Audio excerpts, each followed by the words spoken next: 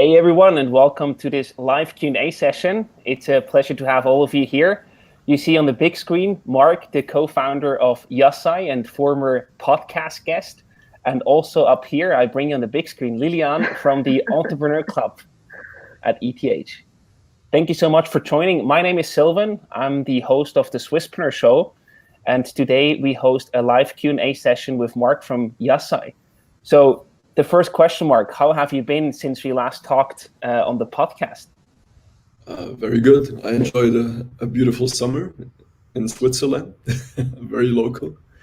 And Yasai also developed itself further and could close the first seed funding round with Fenaco, our partner.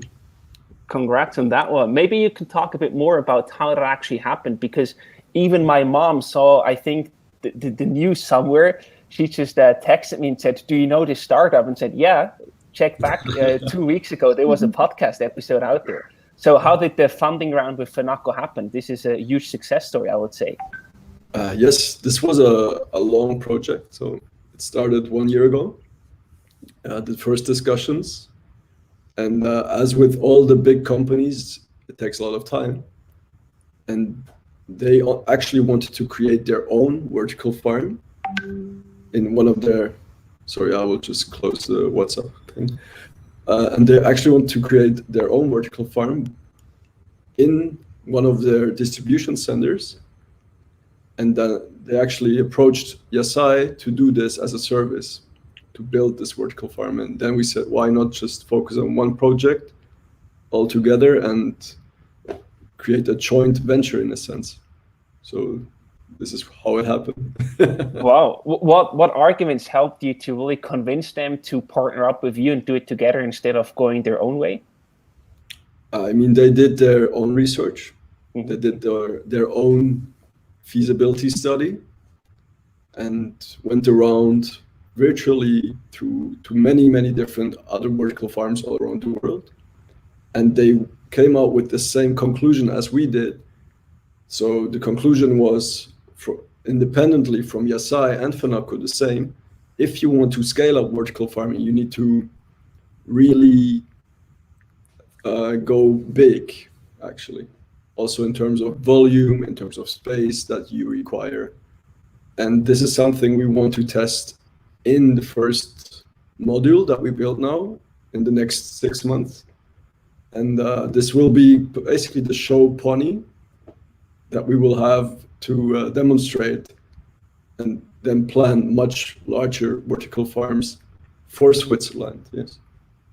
Got it. Why is it that you need to go big if you want to push vertical farming to success? Why can't you do that as a smaller thing on the side, basically? Oh, you could definitely do this, but then you would be. There's another company, another startup, Umami, for instance. They're doing great, but you can't get out of the niche if you do that. So if you want to democratize or reach the masses with food, and then you need to really scale up. And then you actually can also contribute to the economical level and challenge the import prices. That's basically the goal. There's actually the ETH Entrepreneur Club also asked their community for handing in questions before the live stream today. And I feel that the first question that came in is actually a good fit here. The question is, what's your opinion on the 120 million fundraising round of InFarm? Are you scared? Are you optimistic? Because this goes a bit into go big or go home philosophy that you just described. Exactly, yeah. I mean, this is no, we're not scared at all because the market is immense.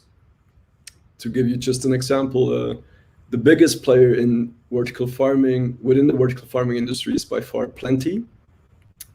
They are based in California in the US, and they raised almost $500 million so far.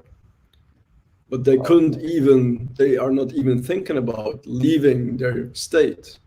So they have such a big demand within just one state, and they can't even get out there.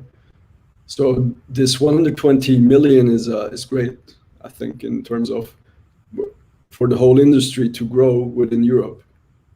and there will be many players around, obviously. And yeah, it just shows that we are in a good game right now, and the whole industry is rapidly growing.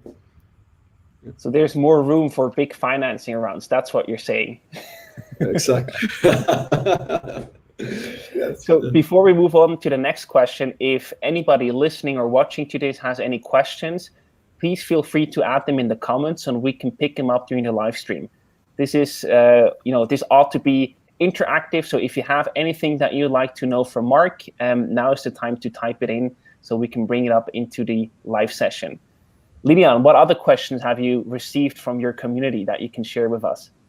Yes, Mark. So we had some students asking you, besides Finaco, what customers do you have? Maybe you can name a few. We are not allowed yet to do that. Okay, maybe you can talk about the maybe give some hints. Yeah, they like orange. No, the point is, we are actually already looking to create larger projects. So the planning of the first project, the pilot farm, is already done. Yeah. So now we start planning the next big farm, which will be the next big thing where we can focus on. And then once the pilot farm validates the numbers that we expect, we can go bigger and create more food for the people, right? More healthy plants at the end. And there we are talking with very, very different stakeholders, not just retailers and wholesalers, also from different other industries, which do have space, for instance, and want to reuse the space. Yeah. So I guess with the new farm that you're building up right now, my mom will then probably read about you again and then ask me again, don't you know them? No, by then, hopefully she will have bought some of our salads and eat them. Great point. Great point. There were also questions about potential problems with pests and pathogens. I hope I pronounced that correctly in vertical farming. So one question here was like, since resistant germs are also a problem in normal agriculture, how is this problem solved in the vertical farming? Also with any kinds of pesticides, or how do you do that? No, just that the environment is very clean. So after every turnaround, basically, after every harvest, we completely clean the whole set. So we have in the first farm, we will have 6 levels, and they are separated from each other spatially and also through the climate system. So every time we finish harvest, we can completely clean it and ensure high hygiene standards, and ensure then also good crop quality, plant health in a sense. Nice. Lilian, do you want to go on with the next question? Yes, sure. To go back to your customers. So most of your customer base that you mentioned are typically situated in the urban area, and the land in urban areas, it's much more expensive compared to the rural farms, right? And whereas the food you produce remains the same, but how do you expect the customers to outperform the traditional farmers? Well, that's not our goal. We don't want to outperform the traditional farmers. We want to help them to grow more with less. So we just upgrade the traditional farmers or offer new business opportunities to them, in a sense. But then how do you help them to maintain the humidity and temperature and, helping them with the investment that they could turn into vertical farming? Okay, so there we offer the whole service. So in the first step, for instance, we just had an example. We had a request from a farmer family, which has a beautiful farming house, about 400 square meters. And they don't want to do further cattle or animal farming there. So they want to actually reshift their focus into vertical farming. And we offer the consultancy service in the first step. So first we create a feasibility study. We tell them, okay, we don't think this makes sense here. You should try this crop or this particular plant. And then it makes sense also for your case. Then we can build it. We can offer the service to build this farm and then operate. So we can actually educate them how to operate their vertical farm. And then also the marketing, right? Because what's missing is a label in vertical farming, and we, as Yasai, will establish a brand. So this is what I'm focusing right now, and I love this work. I love creating brands. So obviously, I didn't know that, and yeah, this is a lot of fun to myself right now, the branding part and marketing. Yeah. That's great. Yeah. Great to hear. In that regard, before we talked about the huge fundraising rounds that are currently happening in that space, and when you look at software businesses, what they usually have is like a subscription business model with recurring revenue, and that's what's really pushing the valuation to the future. So that's why you say if they can grow with a certain level, then with that subscription model, there will be actually how do you say, like an additional interest rate, and then you'll basically earn more with just without doing anything. So how do you also plan to apply the subscription or recurring revenue model with Yasai and vertical farming in general? Because that's probably where you then uncover the holy grail, probably. Yes. That's a very good question, because as you compared software companies with hardware companies, vertical farming is a typical hardware technology solution where the hardware is not yet built, and first we need to build this infrastructure. And software companies are usually easily to scale because they don't require a lot of hardware, so you can just copy paste it from one place to another if the infrastructure is there. And with vertical farming, we have the huge challenge that it is a lot of capital involved, and we need to first build up the infrastructure in a sense. So you could think about this, if you compare it to the 20th century, the rise of highways, for instance. Yeah. So before there were no highways, it didn't really make sense to have cars, right? Right. So this is what we do right now. We build the infrastructure, and upon this level, we can then build new farming, new software and service models, which will drive many more businesses. So we basically just built the infrastructure at Yasai right now. But in the next step, many more companies, such as farmers, could grow anything in these vertical farms. So we're just infrastructure providers. Yeah. There's a question coming in from Jack Vincent. Thank you so much, Jack, for handing in the question. When you say hardware, do you mean IT hardware or agriculture equipment? I think that's a great clarification question. Both. So it is kind of the infrastructure. So you could also think about the server farms, data centers. So if you look at Amazon or Google or Microsoft, what they do, they created huge server farms, data centers. So this is an infrastructure you need to build first. And upon this infrastructure, you can then create software solutions, services, right? And this is what we do right now. And instead of server farms, we just build vertical farms. And upon this infrastructure, we will be able or enable others, empower others to grow more with less. Yeah. And this is the farming as a service thought that is in our mind at the time. More with less.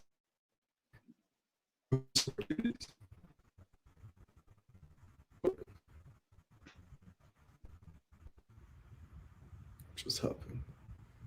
Hello? Yes, you're back now. Okay, sorry.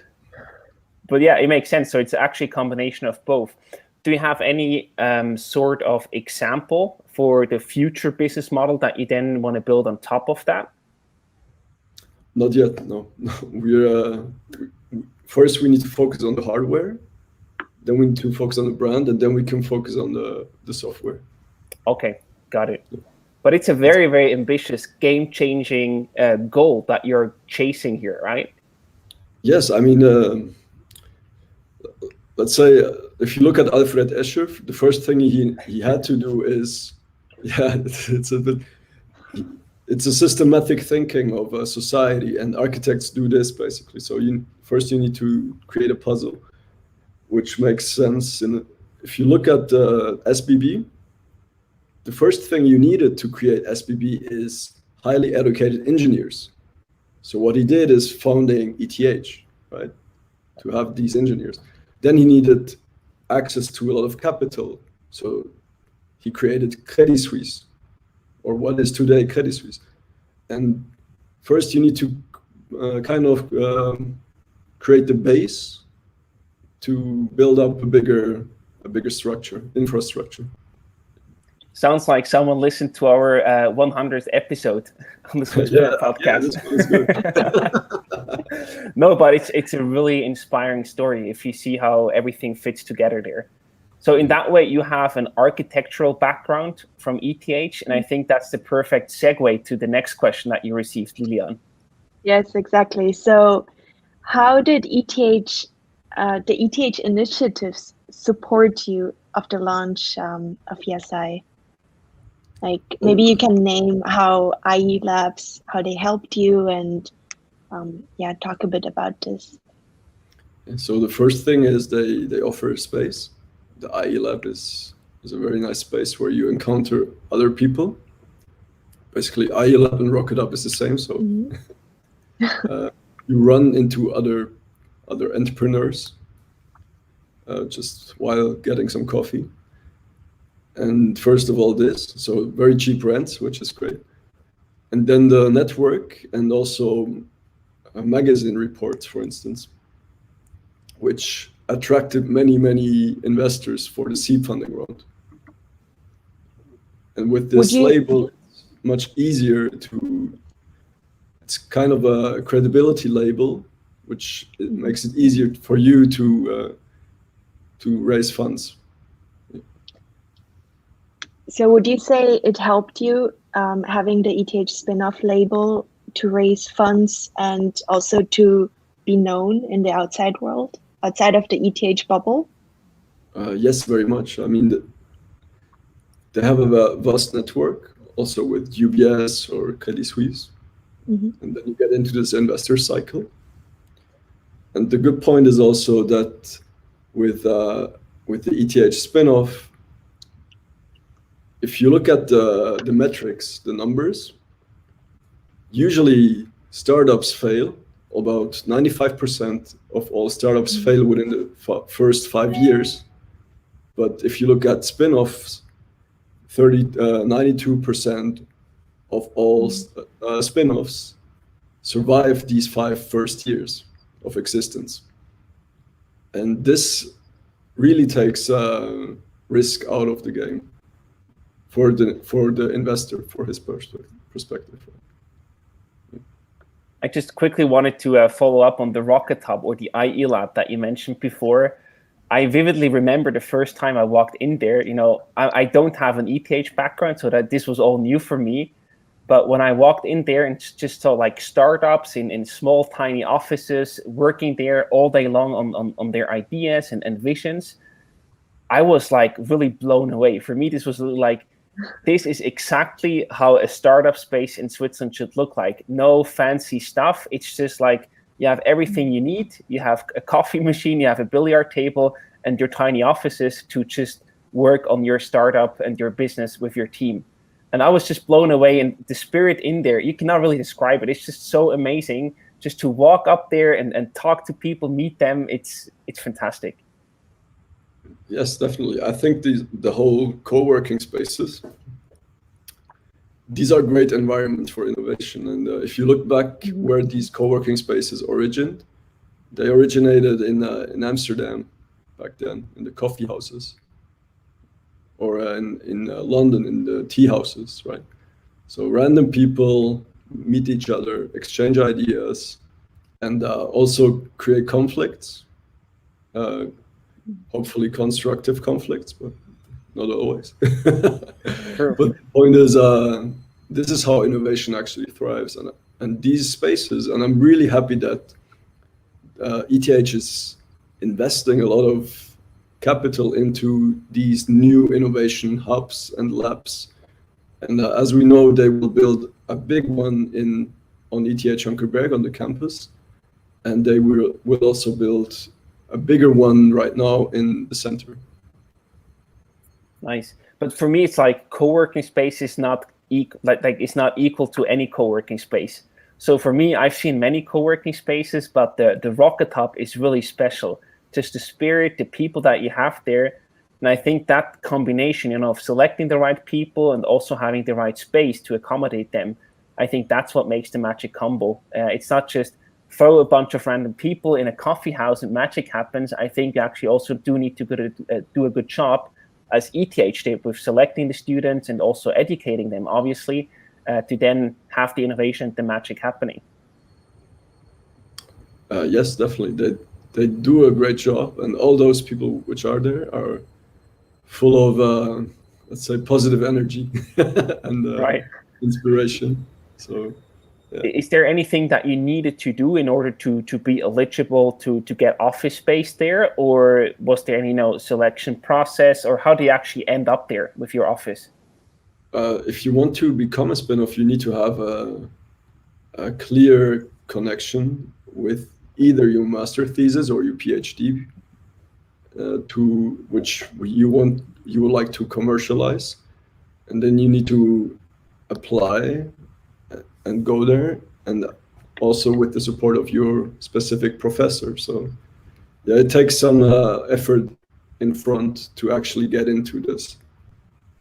True, but let me add, so the Rocket Hub and IE Labs, they're separate, but we're sharing a space and we're working quite close with them together, actually. And so the Rocket Hub is part of the ETH Entrepreneur Club. So if you don't, or if you're not in, or if you're not supported by the IE Lab, then you can go through us and work in the Rocket Hub. So we have an application form where you can fill it out, and then you can have an interview, and then most likely you will get a seat there. Yes, exactly. I remember, for example, Kaitro was also in the Rocket Hub once, right? Yes, exactly. Yeah. Awesome. They are from Lausanne. True. Yes. So Leon, what other questions did we get? And also a quick reminder, if you do have any questions, post them in the comments so we can still address them during the live session. Yes. So some students, they ask, what resources should everyone use to start a company? Like, do you have any tips on any resources that they could use? Yes, here I can actually, I think about something my professor said to me during the master thesis, and he said, you already have a lot of resources yourself, you just need to open your eyes around you. So when he said that, I was a bit confused first. Then I actually thought, okay, what kind of resources do I have? Even though I'm not coming from a very, very wealthy family or something like this.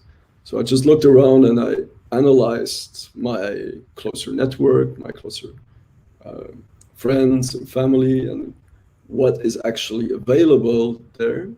And what I saw is, I mean, my background from the Swiss part, they were farmers and they have a lot of land and a lot of know-how in this regard.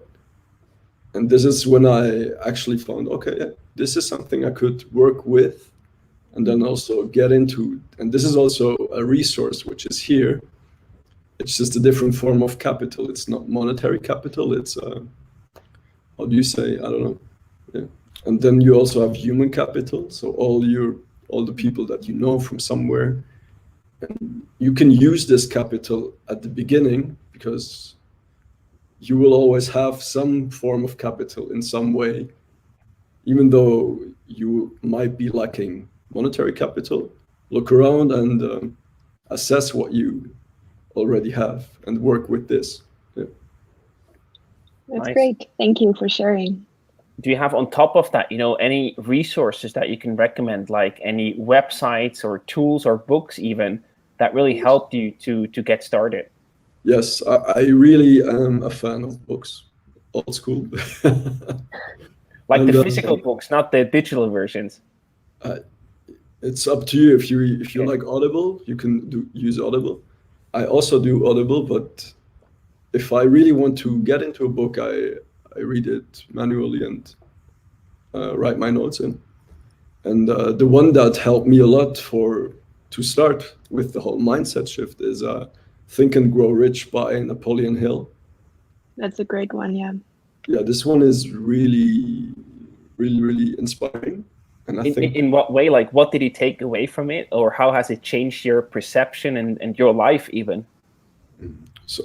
What he does is he talked with a lot of wealthy people of the last century, so with the wealthiest people, basically, from which created the United States as we know it today, or the base of the United States.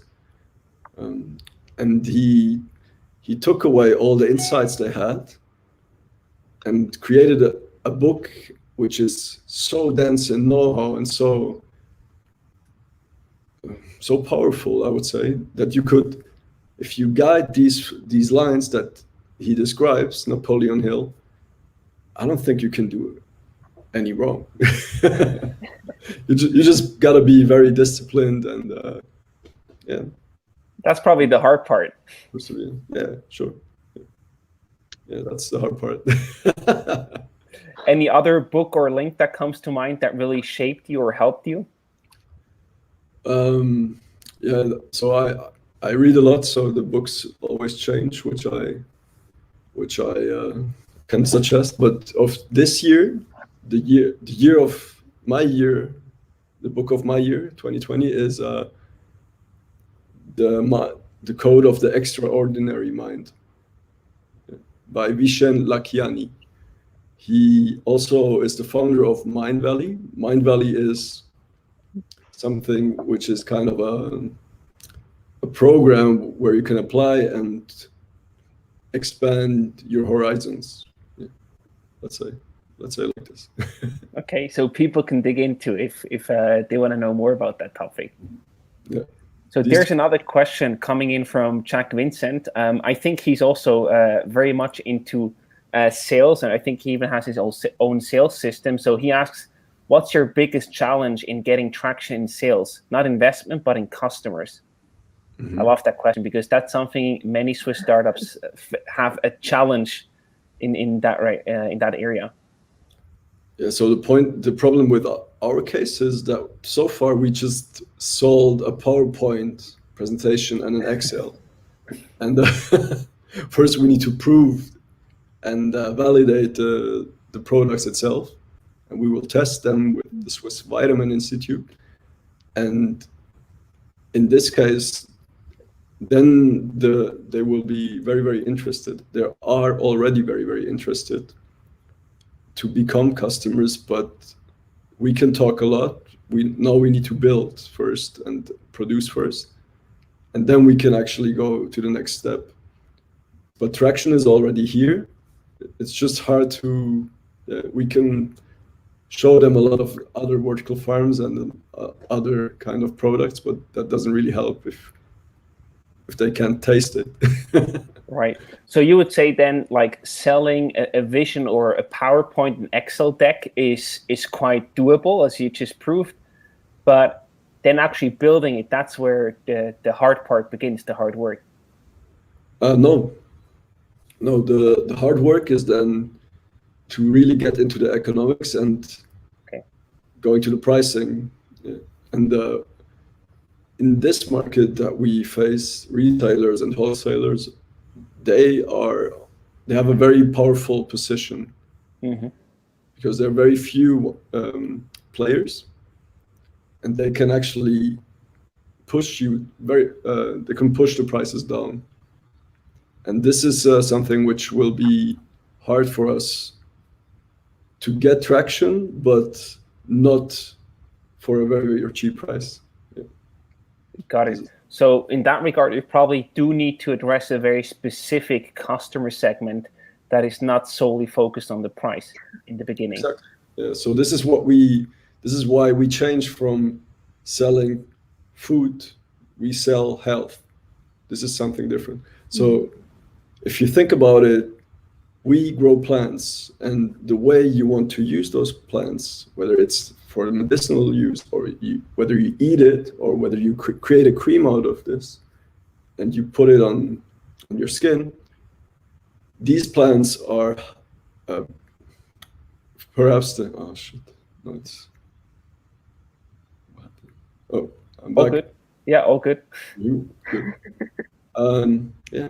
So the plants that we grow are premium quality, and we want to create a healthy, or we want to contribute to a healthy lifestyle of people with healthy plants for a healthy planet. This is what Yasai's mission is right now. Nice. Yeah, Jack seems to agree. He says selling is hard work with a big smile. And also here, just a quick feedback from Egle Thomas. She also agrees, love the Mind Valley programs. So a great recommendation there, and we encourage everyone to check them out. They seem to be a really great resource. So Lilian, there's also more personal questions about Mark's lifestyle. Maybe it's time to bring that one up. Exactly. So how has your frugal lifestyle helped you to become an entrepreneur? Frugal lifestyle? Yes. Okay. Well, what should I say? Maybe it's important. What was there first? Were you first an entrepreneur, or did you first have the frugal lifestyle already implemented in your personal life? I think it comes both at the same time. So you end up being very minimalistic as a student at the beginning, and so you come into the employment market, business market, and that's why I think it's also very important that if you have an idea, start right after leaving the university, because then you're fresh in your mind. You can soak up know-how so quick. Still, even though I was 28, I'm actually an old master's degree guy, and in this sense, and you don't have anything to lose, right? So you could easily go back to get a job or get employed somewhere. And on top of that, I think it's also crucial because you are used to live in a shared apartment, to live on a low budget. And if you have that, you can just extend your runway as a company, as a founder, by so much that it's significant, whether you start a company when you're a student and really don't have a high lifestyle expectation versus being, 40 years old, having 2 kids at home that you need to feed, and much more money that you need to bring home in order to just survive by the end of the month. I think that's a very, very good recommendation and crucial. So there's a saying, right? The best time to start a company is in your 20s or something. The second best time is now. That's good. That's good. And what I can say also is, this is why I'm very, very grateful for my brother also to join Yasai, even though he's 9 years older than me, and he will be father soon in December. So for him, it's a high risk, and for me, to be honest.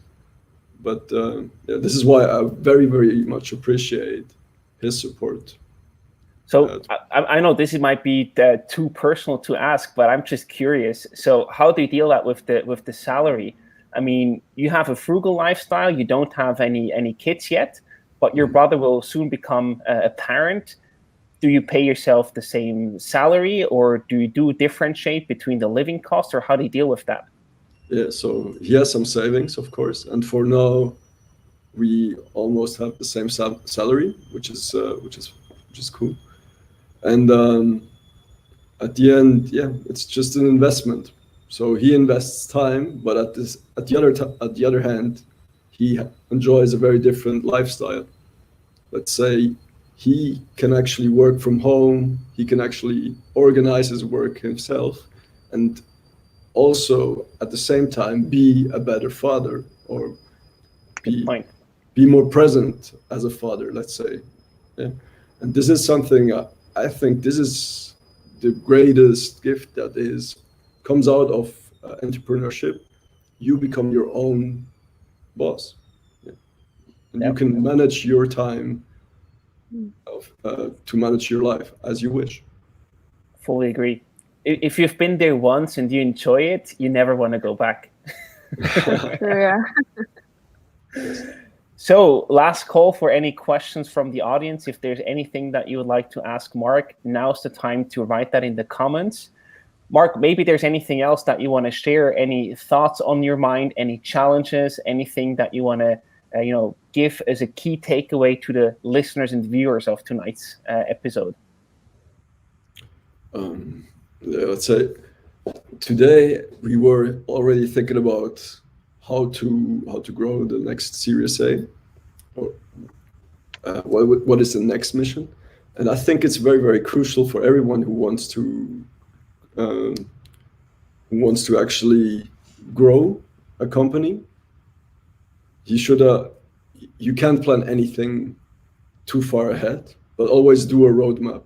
So you have some clues in your head, and this is very important that you think very, very long term at the beginning, but then you need to be very agile and adapt all the time. Yeah. That's just one thing I thought today. That's, I don't know, perhaps Nice. It's helpful for anyone. I don't know. There are also like two things or two conversations that come to mind. Naval Ravikant, I admire him a lot. He's like the angel philosopher. And one thing that he keeps repeating is play long-term games with long-term people. So I really can't undermine the importance of what you just said, play long-term games. This is so crucial. And then in the very room that I'm sitting right now, we did an interview with the Swiss venture capitalist Philipp Stauffer, who lives in the US. And he says, even if your company fails, your mission doesn't have to fail. So you only fail in the end as a person if you stop going after your mission, what you really wanted to change. So even if your company fails, or you have to adapt the course and stay agile, as you just mentioned, as long as you are heading towards your ultimate vision, your ultimate goal, you're on the right track. There might be detours, there might be bumpers in the road or obstacles along the way, but as long as you keep going and move forward step by step, you're heading in the right direction. Only when you stop chasing it, that's when you actually fail. So I think that's also a very good combination with what you just said. Oh, well, thank you. There's one last question here from Matthias. He wants to know what's the title of the second book that you mentioned before. The Code of the Extraordinary Mind by Vishen Lakhiani. Vishen is a Uishen Lakhiani, Lakhaini. Perfect. Yeah. Hopefully you'll be able to find it that way, Matthias. Otherwise, reach out to us so we can send you a link. No worries about that one. Great. So these were all the questions that we had. Anything to add from your side, Lilian or Mark? Thank you very much, and I hope you enjoy the rest of the year. It was great having you, and I love the discussions with you. Thank you. Yes, thanks for being here, Mark, and Sylvan, of course. It was nice to hear all your answers. Awesome. Yeah. Thank you so much for listening or watching tonight. And we hope to see you for the next sessions together with the ETH Entrepreneur Club. Fascinating Swiss entrepreneurs as Mark and Swisspreneur. Enjoy your evening and see you soon. Bye-bye, everyone. Bye-bye. Bye.